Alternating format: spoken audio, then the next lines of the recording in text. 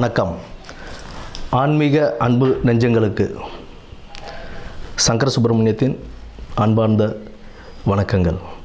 இப்போ நம்ம பார்க்க போகிறது மாசி மாதம் பற்றிய ஒரு சிறிய குறிப்பும், பின்னர் அந்த மாசி மாதத்தில் 12 ராசிக்காரர்களுக்கும் எப்படி இருக்குது அப்படின்றத பொறுத்து தான் இப்போ நம்ம பார்க்க போகிறோம். இந்த மாசி மாதம் அப்படின்னு எதுக்கு ரொம்ப சிறப்பு வாய்ந்ததாக இருக்குது அப்படின்னு பார்த்தோம்னா, ஆன்மீகம் மற்றும் தெய்வ வழிபாடுகள், ஆன்மீகம் சார்ந்த எந்த ஒரு காரியங்கள் செய்கிறதாக இருந்தாலும் தெய்வ வழிபாடுகளுக்கு உகந்த ஒரு மாதமாக இந்த மாசி மாதம் ஒரு சிறப்பான மாதமாகவே இருக்குன்னு நம்ம சொல்லலாம். இதில் முக்கியமாக என்ன அப்படின்னு பார்த்தோம்னா, விஷ்ணுபதி புண்ணிய காலம்னு சொல்லுவோம். விஷ்ணுபதி புண்ணிய காலம் அப்படின்றது மாசி 1ஆம் தேதி, அதாவது 13ஆம் தேதி மாசி மாத பிறப்பு அன்னைக்கு நமக்கு பின்னிரவு, அதாவது விடியற்காலை அந்த 1:30 மணின்னு சொல்லுவோம் இல்லைங்களா, 1:30 மணிலேருந்து காலை 10:30 மணிக்குள்ளே விஷ்ணு பகவானை நம்ம வழிபடுறதுனால அந்த நேரத்தில் நம்ம வழிபடும்போது நம்மளுடைய 7 ஜென்ம பாவங்களும் தீரும் அப்படின்றது ஒரு நம்பிக்கையாகவே இருக்குது நமக்கு. மேற்படி செல்வ வளமும் எல்லாமே நமக்கு கிடைக்கும் அப்படின்ற ஒரு இதுவும் உண்டு. விஷ்ணு பகவானை துளசி மாலை அணிவித்து நம்ம வழிபட்டுக்கிட்டு வந்தோம். பெருமாள் விஷ்ணு துளசி மாலை அணிவித்து அந்த விடியற்காலை 1:30 மணியிலிருந்து 10:30 மணிக்குள், காலைல 10:30 மணிக்குள்ளே நம்ம வணங்கிட்டு வரும்போது நமக்கு உண்டான செல்வ வளமும் கிடைக்கும் அப்படின்றது சொல்கிறாங்க. குடும்பத்தில் ஒரு மகிழ்ச்சியும் நிலவும், இருக்கிற பிரச்சனைகள்லாம் படிப்படியாக குறைய ஆரம்பிக்கும். அதாவது இத்தனை வருடத்தில் நீங்கள் ஏகாதசி விரதம் இருந்திருப்பீங்க அப்படின்னா, அன்றைய தினத்துக்கு விஷ்ணுபதி புண்ணியகாலம் அப்படின்ற அந்த தினத்தில் நம்ம விஷ்ணுவை வழிபடும்போது எத்தனை ஏகாதசி, பல ஏகாதசிகள் விரதம் இருந்ததுடைய பலன் நமக்கு கிடைக்கும் அப்படின்றதும் சொல்கிறாங்க. அடுத்தது பார்த்தோம்னா, இந்த மாசி மாதத்திலேயே சிவராத்திரி, மகா சிவராத்திரின்னு சொல்லுவோம். மாசி மாதத்தில் வரக்கூடிய சிவராத்திரியை, அந்த சிவராத்திரி சிவபெருமானுக்கு உகந்த ஒரு தினமாக நம்ம அதை கொண்டாடிக்கிட்டு இருக்கோம், மகா சிவராத்திரியை. அடுத்து மாசி மகம், அம்பிகை ஜனித்த நாளாக அந்த மாசி மகத்தை நம்ம வணங்கிக்கிட்டு வரோம். அம்பிகைக்கு ரொம்ப உகந்த நாள் அந்த நாளில் தான் நமக்கு இந்த நீராட்டெல்லாம் செய்வாங்க. கடலில் போய் குளிச்சுட்டு வர்றது, இந்த மாதத்தில் அதெல்லாம் செய்யும்போது கடலில் குளிக்கிறது, ஆன்மீக ஸ்தலங்களுக்கு போயிட்டு வர்றது, இதெல்லாம் ஒரு பெரிய புண்ணியத்தையே தரக்கூடிய ஒரு மாதமாக இந்த மாசி மாதம் அவ்வளோ சிறப்பு வாய்ந்த மாதமாகவே இருக்குது. இந்த மாசி மாதத்தில் பெண்கள், திருமணமான பெண்கள் தாலி பிரித்து கோத்தாங்க அப்படின்னா அவ்வளோ விசேஷம். அடுத்தது இந்த பூணூல் அணிவிக்கும் இதுவும் சொல்லுவாங்க. மாசி பூணல் பாசி படியாதுன்னு சொல்லுவோம். மாசி மாதம் பூணல் அணிஞ்சால் அவ்வளோ விசேஷமாக கருதுவாங்க. புதுசாக பூணல் போடுறாங்க அப்படின்னா, யஜ்ஞோபவிதாரணம் செய்கிறாங்க அப்படின்னா, அதுக்கு மாசி மாதத்தை மேக்ஸிமம் ஆட்கள் மாசி மாதம் தான் தேர்ந்தெடுப்பாங்க. ஏன்னா அவ்வளோ விசேஷமான ஒரு மாதமாக இந்த மாசி மாதம் இருக்குது. அது மட்டும் இல்லாமல் புனித நீராடுதல், விரதங்கள், குலதெய்வ வழிபாடு, இதெல்லாம் நம்ம பண்ண இந்த மாதத்தில், இந்த மாதம் ஃபுல்லாகவே ஒரு சிறப்பான மாதம் தான். ஆன்மீகத்துக்கும் தெய்வ வழிபாடுக்கும் ரொம்ப ஒரு சிறப்பான ஒரு மாதமாகவே இந்த மாதம் அமையும். இனி வரப்போவது 12 ராசிகளுக்கு உண்டான பலன்களை என்னன்னு நம்ம பார்ப்போம்.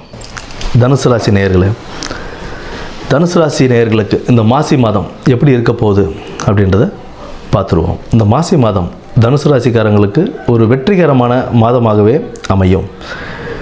எந்த ஒரு செயல்கள் எடுத்தாலும் அதில் வெற்றி பெறக்கூடிய ஒரு மாதமாக தான் இந்த மாசி மாதம் அமையும். உங்களுக்கு இந்த மாசி மாதத்தில் நீங்கள் எடுக்கக்கூடிய செயல்கள் தைரியமாக முடிப்பீங்க. உங்களுக்கு தைரியம் கொடுங்க. இந்த மாதம் தைரியமாக நீங்கள் செய்யக்கூடிய செயல்களில் இறங்கி, இப்போ அந்த வேலையை 4 மணி நேரத்தில் முடிச்சு கொடுப்பேன் அப்படின்னா, இல்லை சார் நான் 2 மணி நேரத்துலேயே முடிச்சு கொடுப்பேன் அப்படின்ற ஒரு அசால்ட்டான ஒரு தைரியம், சாதுரியமாக சொல்லுவீங்க, முடிச்சு கொடுப்பீங்க. அதுக்கு தகுந்த மாதிரி அதுக்கு உங்கள் சக ஊழியர்கள் உங்களுக்கு பரஸ்பரமான உதவிகளும் செய்து உங்களுக்கு நல்ல ஒரு ஹெல்ப்ஃபுல்லாக இருந்து அந்த வேலைகளை முடிக்கிறதுக்கான அவங்களும் உதவி செய்வாங்க.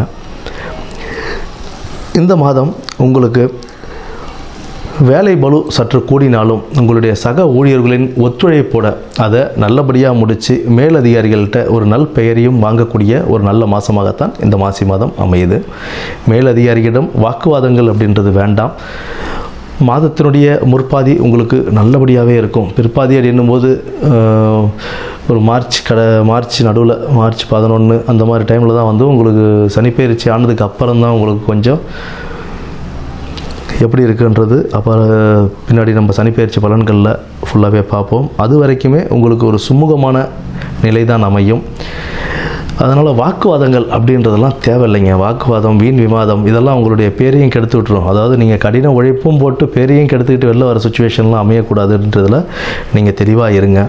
உங்களுடைய கடின உழைப்பின் மூலம் மாணவர்கள் கல்வியில் மேம்பட்டு வருவாங்க. அவங்களுடைய கடின உழைப்பு வீண் போகாமல் நல்ல மதிப்பெண்கள் எடுத்து நல்லபடியாக வருவாங்க.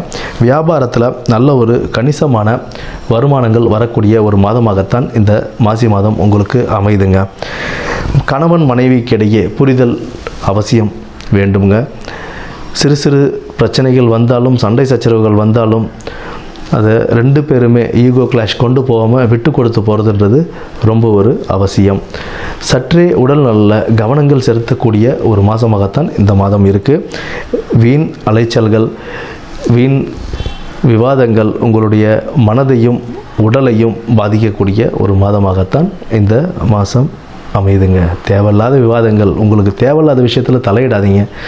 இது நமக்கு தேவையில்லையா, இது நம்ம விஷயம் கிடையாது, நம்ம ஒதுங்கி ஓரமாக நின்றுக்கணும். அங்கே ஜஸ்ட்டு நம்ம வந்து ஈவன் பார்வையாளராக கூட அந்த இடத்துல நம்ம இல்லாமல் இருக்கிறது ரொம்ப நல்லது. நாளை பின்ன அதுவும் சொல்லுவாங்க, இவர் அங்கே தான் இருந்தார், இவரை கேட்டு பாருங்கள், அந்த இடத்துல நீங்கள் சிக்கலில் போய் மாட்டக்கூடிய ஒரு சுச்சுவேஷனும் பின்னாடி வரக்கூடிய வாய்ப்புகள் உண்டு. அதனால் எந்த விதத்துலேயும் நமக்கு சம்மந்தம் இல்லாத விஷயங்களில் நம்ம தலையிடாமல் இருக்கிறது, நம்ம குறுக்கீடு இல்லாமல் இருக்கிறது நம்ம உங்களுக்கு மிக மிக நன்மையை பயக்கக்கூடிய ஒரு ஒரு நிலைமையில் தான் நீங்கள் பிறந்துக்கிட்டு இருக்கீங்க. அதனால் அதை நீங்கள் எப்படி உங்களை நீங்கள் வழி நடத்திக்கணும் அப்படின்றது நீங்கள் தான் டிசைட் பண்ணணும். உடல் ஆரோக்கியத்தில் ரொம்ப கவனம் தேவை.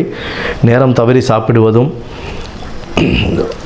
ஒவ்வாத பொருட்களை சாப்பிட்றதும் உங்களுக்கு உடல் ஆரோக்கியத்தை அலர்ஜி இந்த மாதிரி விஷயங்களில் கொண்டு வந்து விட்டுரும். அதனால் ரொம்ப கேர்ஃபுல்லாக இருங்க. வயிறு சம்மந்தப்பட்ட உபாதைகள், பிரச்சனைகள் வரக்கூடிய வாய்ப்புகள் உண்டு.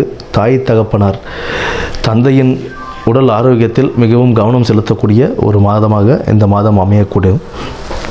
உங்களுக்கு மருத்துவர் கொடுத்த ஆலோசனைகளை நீங்கள் திறம்பட அந்த ஆலோசனைகளை கேட்டு, அந்த ஆலோசனைகளை எப்படி நீங்கள் செய்யணுமோ, லைஃப் ஸ்டைல் எப்படி மாற்றணும், உணவு பழக்க வழக்கங்களை எப்படி மாற்றணும், இதெல்லாம் பார்த்துக்கிட்டு நீங்கள் மருத்துவ ஆலோசனைப்படி போனீங்க அப்படின்னா உங்களுடைய உடல் நலில் நல்ல ஒரு கவனம் செலுத்தி போகலாம்.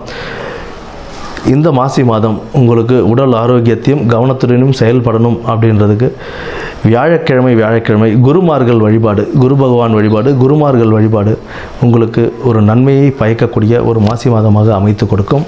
நன்றி, வணக்கம்.